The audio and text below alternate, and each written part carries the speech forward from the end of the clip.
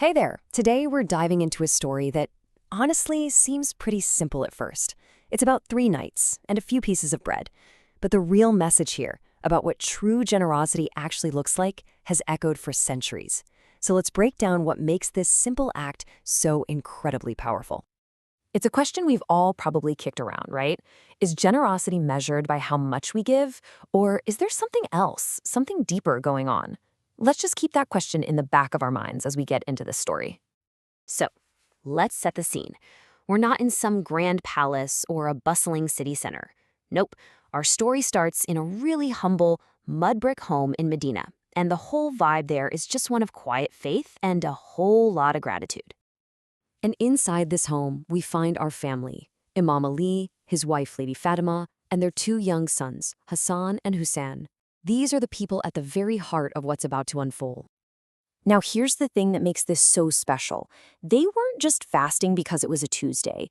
This was personal. They had made a promise, a vow to God, to fast for 3 straight days purely to say thank you because their kids had recovered from an illness.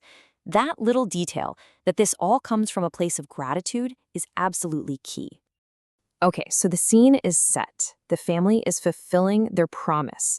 But what they don't know is that over these next 3 nights, their vow is going to be tested in a way they could never have seen coming. All right, night 1. The sun goes down.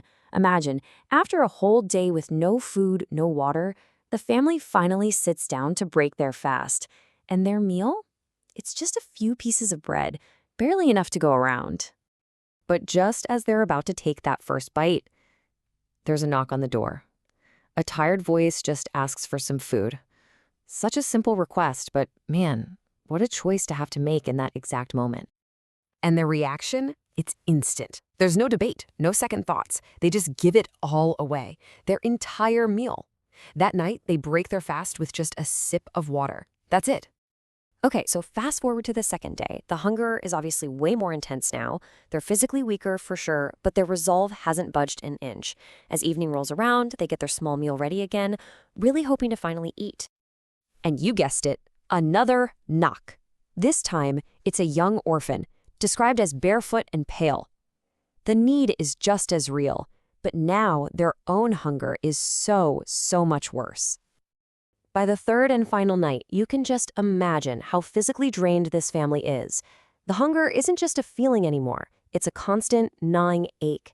But spiritually, they are absolutely solid. And for a third time, a knock at the door. A captive is standing there, asking for help. And for a third time, despite their own profound weakness, they give away their entire meal. Just think about that. 3 nights, 3 different guests in need. 3 acts of pure selflessness, all done with no audience whatsoever. Which really makes you wonder, doesn't it? Did anyone even see this? This incredible, repeated act of giving, done in private, with zero expectation of getting anything back. Was it just lost to time? Well, the answer is a resounding yes. It was noticed. In fact, their quiet act of charity received the highest recognition you can possibly imagine. Immortalized in a revelation straight from heaven. This verse was revealed in the Quran, and it perfectly captures what was in their hearts. It says, "We feed you only for the sake of Allah. We desire neither reward nor thanks." Just wow. Let that sink in for a second. Their action wasn't a transaction. They weren't trying to get praise or even a simple thank you. It was an act of pure devotion, and that's exactly what made it so remarkable. And this really gets us to the core lesson of the story. Because you see, it was never really about the food. Let's unpack what the true gift was here. This story is basically the textbook definition of what's called sincere charity. The idea is simple, but man, is it deep. It means the giving has to be completely pure. Your motivation isn't recognition, it isn't praise, it isn't even a pat on the back. The act itself, done for a higher purpose, is its own reward.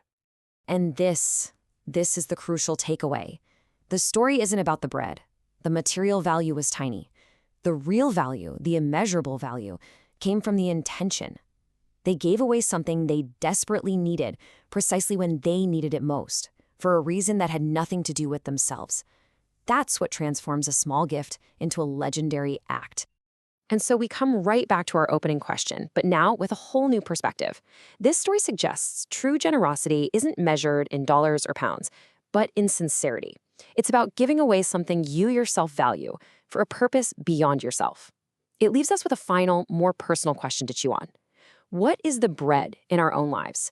And what would it take to give it away without wanting anything, not even a thank you, in return?